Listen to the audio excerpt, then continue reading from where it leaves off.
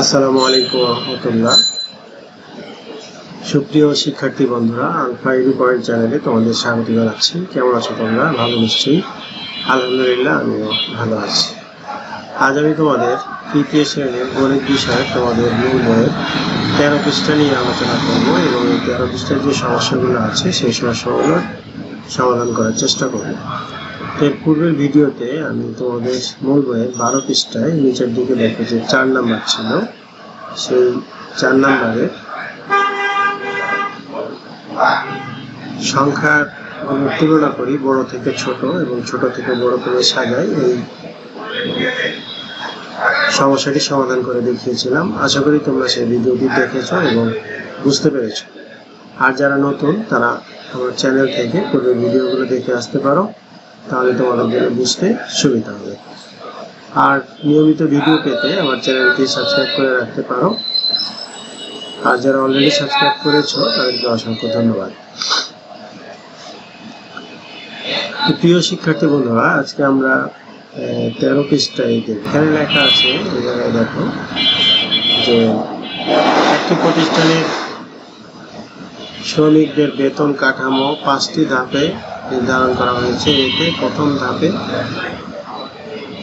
18,257 টাকা, দ্বিতীয় ধাপে 15,416 টাকা, তৃতীয় ধাপে 9,845 টাকা, চতুর্থ ধাপে 9,347 টাকা এবং পঞ্চম ধাপে 8,875 টাকা নির্ধারণ করা হয়েছে। তো এইটা আমরা কিভাবে করবো বা কিভাবে করতে হবে সেটা এখানে পরে দেখানো আছে। দেখো, এই দুইজনের মধ্যে আলোচনা করি, তারা অঙ্কগুলো করতেছে। কোন ধাপে বেতন কত তা সহজেই কিভাবে করতে পারি? আমরা স্থানীয় মানের ধারণা ব্যবহার করে সহজেই করতে পারি। আমরা এর পূর্বে যে আমরা স্থানীয় মান নির্ণয় করেছিলাম, তোমরা এই স্থানীয় মান সম্পর্কে জানো।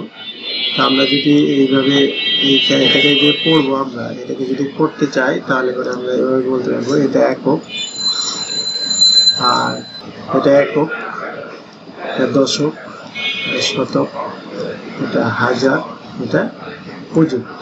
তাহলে আমরা এটাকে করতে পারবো এখন। যা এই অযুত আর হাজারের ঘরকে একসাথে পড়তে হয়, সুতরাং এটা পড়তে হবে 18,257, এটা পড়তে হবে 15,416।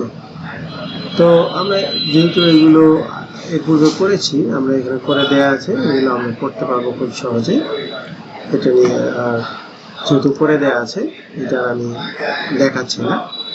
আমরা একটু নিচের দিকে চলে আসি। দেখো এখানে 1 নম্বরে কি বলছে যে সংখ্যাগুলোকে প্রতীক ব্যবহার করে ছোট থেকে বড় এবং বড় থেকে ছোট ক্রমে সাজায়। এখানে তোমরা একটু খেয়াল করো, এখানে 1 নম্বরে বলা হচ্ছে যে সংখ্যাগুলোকে প্রতীক ব্যবহার করে ছোট থেকে বড় এবং বড় থেকে ছোট ক্রমে সাজা। তো এখন এটা আমরা কিভাবে করব? দেখো, এইভাবে যে ছকটা দেয়া আছে, এই ছকটা ঠিক আমরা এভাবে লিখবো, লিখে ছোট থেকে বড় ক্রমে সাজাবো, তারপরে বড় থেকে ছোট ক্রমে সাজাবো, তাহলে কিন্তু হয়ে যাবে। তো এই ছকটাকে আমরা এভাবে লিখে, এখানে যেহেতু 3টা ঘর দেওয়া আছে, আমরা এইটুককে আমরা এখানে লিখবো আর এইটুককে আমরা এই ঘরে লিখবো। তাহলে আমাদের একটা ঘর কম হবে। এভাবে লিখতে পারি, অথবা যেভাবে আছে ঠিক সেভাবে লিখতে পারবো। তো চলো আমরা দেখি এই সমাধানটা কিভাবে করব। এখানে দেখো, আমি এখানে বোর্ডে তোমাদের দেখানোর জন্য আমি রেডি করে রাখছি। তো এইখানে আমরা সংখ্যাগুলো এখানে যেভাবে আছে ঠিক সেভাবে আমরা লিখে ফেললাম। এখন প্রথমে আমরা বের করবো ছোট থেকে বড়, তারপরে বড় থেকে ছোট। তো এই জায়গায় যে সংখ্যাগুলো আছে, এই সংখ্যাগুলো আমরা পড়ে দেখবো সবচাইতে বড় কোনটা। এখানে দেখো, সবচাইতে বড় সংখ্যা হলো 18,257। তারপরে দেখো এখানে আছে 15,000, তারপরে আছে 9,800, এখানে আছে 8,775, আর এখানে আছে 9,347। তো ছোট থেকে বড় বলছে, তাহলে সবচেয়ে ছোট সংখ্যা এই জায়গায় দেখো 8,875। তাহলে আমরা এটাকে আগে নিলাম। আর তোমরা জানো এটা যে চিহ্নটা হয় ছোট থেকে বড়র যে চিহ্নটা সেটা এই চিহ্নটা, এই চিহ্নটা। এরপরে 8,000 পরে 9,000, তাহলে 9,000 দেখো 9,845 আর 9,347, তাহলে কি এইটা বড় নাকি এটা বড়? এটা বড়, এটা ছোট, তাহলে এই ছোটটা আগে হবে। যেহেতু আমরা ছোট থেকে বড় আকারে সাজাচ্ছি তাহলে এটা হবে চিহ্ন, আবার এই চিহ্নটাই হবে। এরপরে 9,840, এরপরে চিহ্ন হবে, এরপরে 15,416, এরপরে এই চিহ্নটা হবে দেখো এই 18,257। তাহলে একটু খেয়াল করো, আমরা এখানে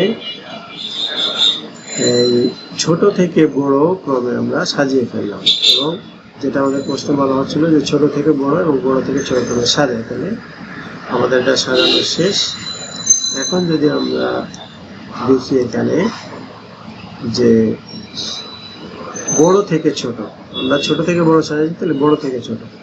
তোমরা জানো যে ছোট থেকে বড় ক্রমে সাজানোর পরে খুব সহজে আমরা বড় থেকে ছোট সাজাতে পারি, কারণ এটাকে বিপরীত ভাবে লিখলে কিন্তু হয়ে যাবে। অর্থাৎ আমরা এদিক থেকে লিখে গেছিলাম, আমরা যদি এদিক থেকে এখন লিখি তাহলে হয়ে যাবে। তাই প্রথমে আমরা এটা দিব, এটা সবার বড়, তারপরে এটা, তারপরে চিহ্নটা কিন্তু দেখো এইদিকে হবে, এইদিকে হবে, অর্থাৎ এটা চেতে এটা বড়। আর আমরা তখন বলছিলাম এটা চেতে এটা বড়, তার চেতে এটা বড়, এইভাবে বলছিলাম। তাহলে